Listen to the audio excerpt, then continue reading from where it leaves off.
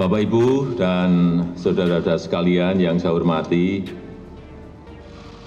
pemerintah telah berupaya sekuat tenaga untuk melindungi rakyat dari gejolak harga minyak dunia. Saya sebetulnya ingin harga BBM di dalam negeri tetap terjangkau dengan memberikan subsidi dari APBN. Tetapi anggaran subsidi dan kompensasi BBM tahun 2022 telah meningkat 3 kali lipat dari 152,5 triliun menjadi 502,4 triliun rupiah, dan itu akan meningkat terus.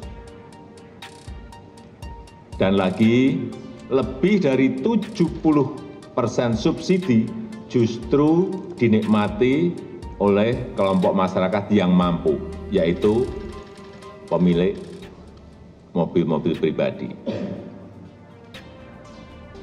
Mestinya uang negara itu harus diprioritaskan untuk memberikan subsidi kepada masyarakat yang kurang mampu. Dan saat ini pemerintah harus membuat keputusan dalam situasi yang sulit. Ini adalah pilihan terakhir pemerintah, yaitu mengalihkan subsidi BBM.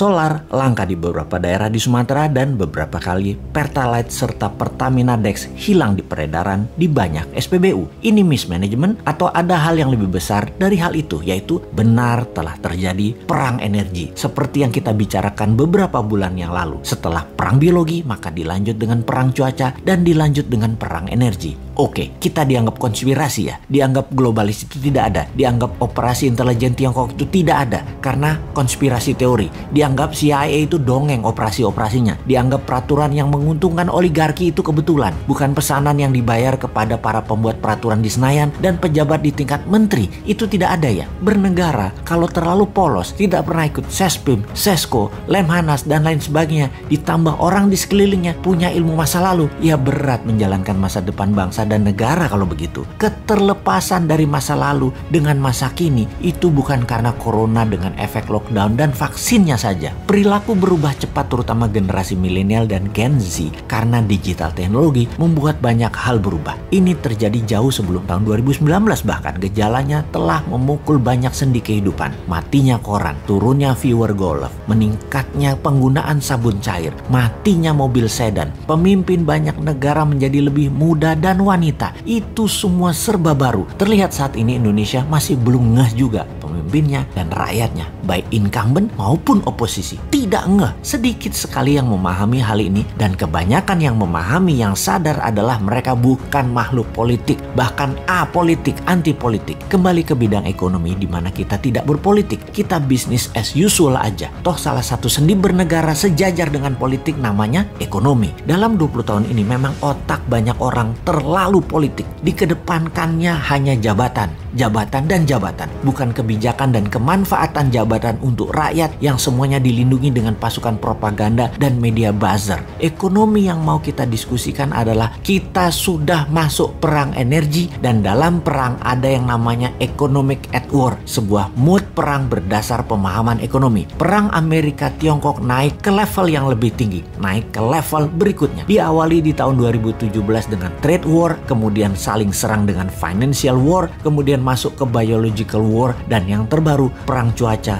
atau climate war. Biological war belum selesai seperti analisa awal, sama seperti Perang Dunia Pertama sekitar 4 tahunan. Perang Dunia Kedua juga sekitar 4 tahunan puncaknya. Wabah virus ini kurang lebih 4 tahunan, bisa sampai tahun 2024, namun intensitasnya saat ini mungkin terlihat turun, tetapi kita harus terus waspada, masih bisa mutasi gelombang ketiga serta efek long covid yang belum tersolusikan. Perang energi diawali dengan dimainkannya gas oleh Rusia dan minyak dunia oleh Timur Tengah. Harga bergerak karena stok dibatasi jumlahnya. Apa yang terjadi kalau harga gas ke $60 dalam 3 bulan ke depan? Dan apa yang terjadi kalau harga minyak mentah ke $100?